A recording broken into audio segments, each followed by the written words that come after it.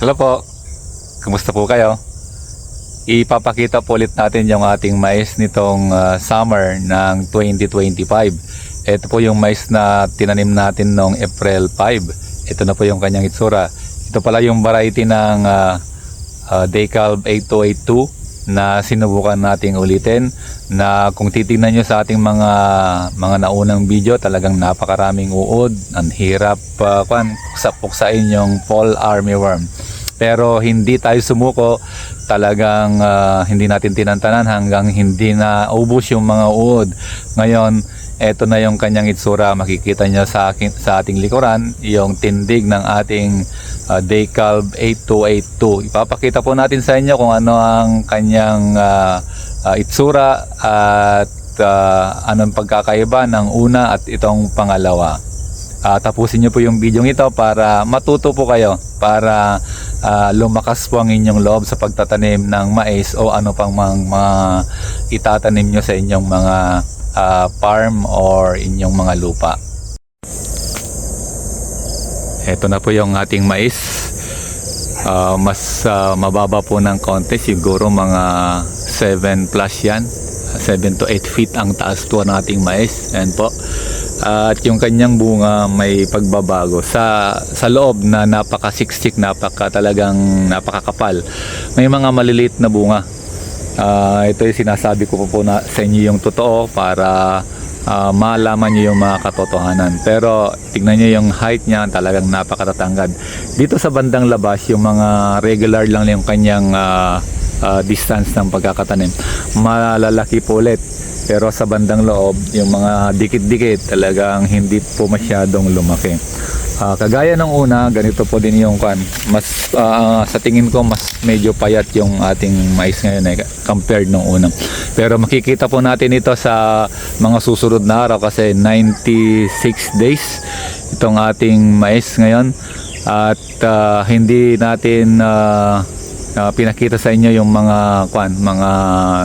naunang pagbabago, para makita natin yung mga kaibahan ngayon sa ating Marami yung mga nagsasabi na okay lang na walang foliar, okay lang na hindi tayo mag-apply ng mga nire-recommend natin. Pero sa aking pagsasaliksik, sa aking pag-aaral, hindi po maganda na walang foliar yung ating mais. Ito, kagaya nito, hindi natin ma-achieve yung height na ganito kapag hindi tayo gumamit ng foliar. Hindi kagaya ng ating mga katabi dito na talagang hindi sila nagpo-foliar. Maliliit yung kanilang mais at hindi ganito ang kanilang mga tindig. Yung bunga hindi din ganito. Tapos yung interval ng kanilang pag-a-apply ng abono at pagpapatubig, hindi rin nasa schedule, kaya hindi rin malalaki yung kanilang mga mais. So itong summer talagang napakasiba ng fall armyworm. Pero nung nakita natin na talagang masiba sila, talagang napakatatakaw nila, eto, dati 3 times lang tayo nag-spray, pero ginawa nating 4 na beses. At yung huli, hinaluan natin ito ng Solomon para in case na mayroong mga talikitik, makontrol po siya. So okay naman yung ating ginawa, no? Talagang pinagpala tayo ng Panginoon sa ating mga in-apply, ginabayan niya tayo. Talagang wala nga tayong nakitang talakitik. Yung fall armyworm, na control po siya. Makita niyo po yung kanyang mga dahon, no? Talagang alagaan po natin siya, naprotektahan po natin siya sa fall armyworm. So yun nga yung nasabi ko sa inyo ngayon, na hindi kasing lalaki ng bunga, pero ito mas makapal nung una. So makikita natin sa yield niya kung anong pagkakaiba nung una. Ito sa 7,000, more than 7,000 square meter last March or April yon, nakakuha po tayo dito ng 8 tons na dry. Pero ngayon, kahit siguro mga 5 to 5, mga 5 lang tonelada tayo dito, okay na sa akin. Masaya na tayo doon, basta lang makuha natin yung ating puhunan. Medyo mas mababa yung yung yield ngayong ikatlong pagtatanim ng mais. Pero ganun pa man, nais kong mabatid ninyo na yung ating inanim maski mababa o mataas, basta ang purpose natin dito matingnan yung mga pagbabago. Gagaya na ngayon, ang nakita kong pagbabago yung talagang napakasisiba ng fall armyworm. Kaya dito sa amin kokonti lang yung mga nagmais. May mga nagmais doon sa yun yung malapit diyan yan, maliliit po yan dahil wala po yung foliar. So makikita nyo malapit nang i-harvest po yan, pero maliliit sa madalang dahil siyempre mainit, mahirap palakihin yung mais. Pero doon dito sa atin, though mainit, yun, talagang pinagtyagaan natin siyang i-foliar.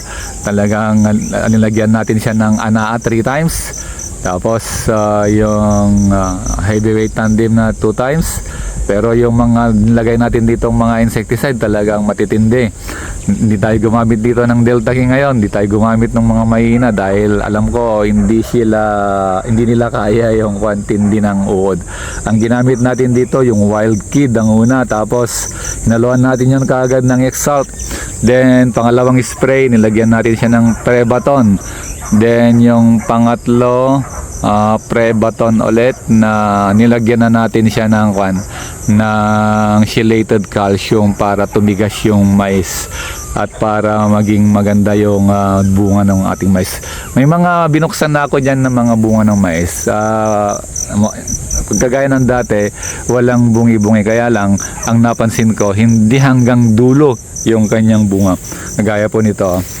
Eto, hindi ko alam kung maaabutin ito yung dulo, pero para nakita ko ngayon medyo mahaba yung yung walang hash o yung walang coconut hash. Ay ano din, corn cobs pala.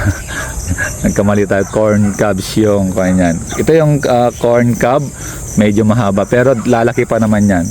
95 days, so 96 days yung itong ating mais. Kaya sa mga nagtatanim, yung mga nagtatanong pala kung lalo na sa highland, lalo na sa mga bulubundukin, pwede po kayong magtanim ng mais as long as mayroon kayong may mga ulan dyan, regular ang ulan, okay lang po.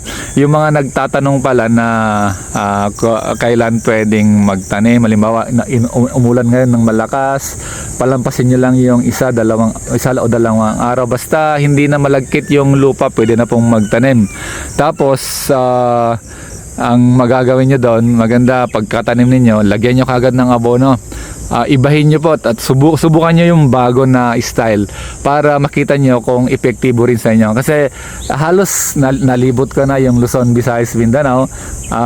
Ang pagkakaibang lang natin pare-parehas tayo ng climate, nasa tropical area tayo, pero yung frequency ng ulan sa Visaya, Mindanao, mas inuulan doon palagi. Dito sa amin konti lang yung ulan, madalang ang ulan dito. Nag-uulan lang dito mga June hanggang November. Pagkatapos nun, December to May, madalang po yung ulan. Pero sa banda ninyo na kung saan palaging ulan, kung mataas po ang inyong lugar, hindi nababaha, pagtanim po kayo ng mais. At sa mga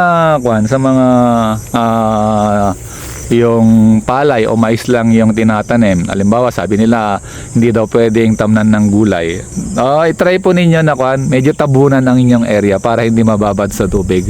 Yung tinatawag na parang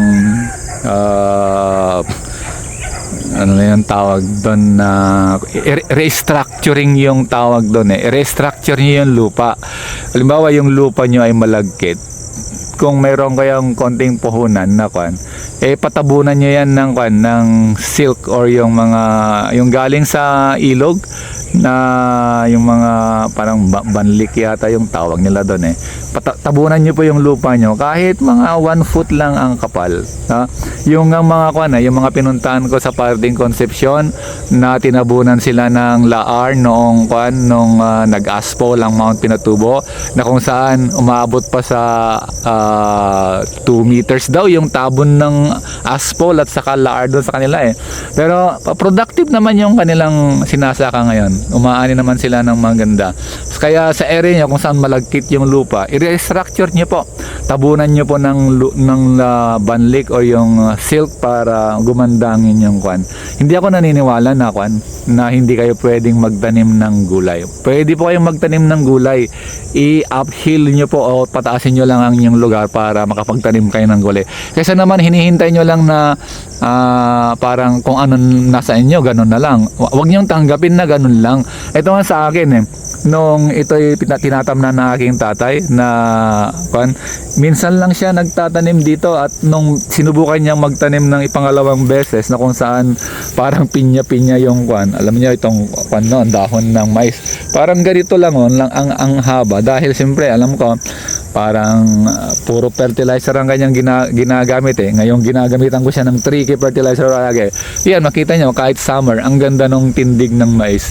Kaya kung gusto niyang subukan, gumamit po kayo ng tricky fertilizer para masustain po yung mga nutrients, yung mga microorganism ng inyong lupa. Kasi sa paggamit natin ng mga glyphosate na yan, yung mga Roundup, yung mga pamatay damo at abono, namamatay po yung mga microorganism. Kaya ang purpose kung bakit tayo gumagamit ng tricky fertilizer ay para masustain, maibalik yung mga microorganism na pinatay ng mga chemical na ating ginagamit. Kaya tingnan nyo yung tindig ng ating mais, malalaki po siya. Ito'y aanihin sa first week of August at magtatanim kaagad tayo ng palay. Yan po yung ating ginagawa dito. So I hope na meron kayong natututunan, meron kayong nakukuha sa mga pinanonood nyo sa ating mga video. So kung hindi pa kayo nakapag-subscribe, mag-subscribe po kayo at pilitin nyo pong ma-update sa ating mga video. Marami po tayong mga sinishare, marami po tayong mga ipinapahayag na aral dito para matuto po kayo mga farmer. Nang sa ganon, hindi na lang tayo umaasa sa ayuda, umaasa sa mga libreng binhe, umaasa sa kung ano naman. Tapos kapag mababa ang presyo ng palay, magrereklamo po tayo. Hindi po tayo pumipila, hindi po tayo umaasa sa ayuda, hindi po tayo in fact, yung aking binhi ng palay ngayon, binili ko sa mga sa mga farmer na nagkaroon ng ayuda na yung mga binhi. Binili ko po kasi kawawa sila. Kawawa na sila, binebenta pa nila yung mga ayuda. Yun, so sa atin, kapag hindi kasi natin subukang tumayo sa sarili nating paa, palagi na lang tayong umaasa. Kaya subukan po ninyong tumayo sa sarili ninyong paa. Subukan nyo pong mag-sacrifice. Lahat man tayo, hindi tayo uunlad, hindi tayo magde-develop kapag walang sacrifice. Hindi lang yung umaasa, hindi lang yung lagi tayong sana yung gobyerno, sana para puro sana tayo.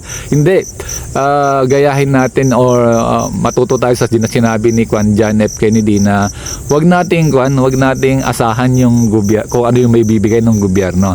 Tingnan natin kung ano yung may tutulong natin sa ating gobyerno. Kasi hindi naman nagtatrabaho ang gobyerno umaasa lang din yan sa mga mamamayan. So kapag hindi tayo gumagalaw, kapag hindi tayo kumikilos, kapag hindi tayo productive, masakit mang isipin, masakit mang sabihin, wala po tayong pakinabang. Mag-isip po tayo at gumawa para tayo makatulong. In fact, pag tayo nakakatulong na sa ating kapwa, doon na tayo makukompensate, doon na tayo kikita, doon na tayo ibe-bless ng Panginoon. So patuloy lang po kayo sa pag-aaral, patuloy lang po kayo sa pagsusumikap. Pasasan din niya at tayo ay uunlad. Maraming salamat sa inyong pagsubaybay sa ating mga video. God bless po.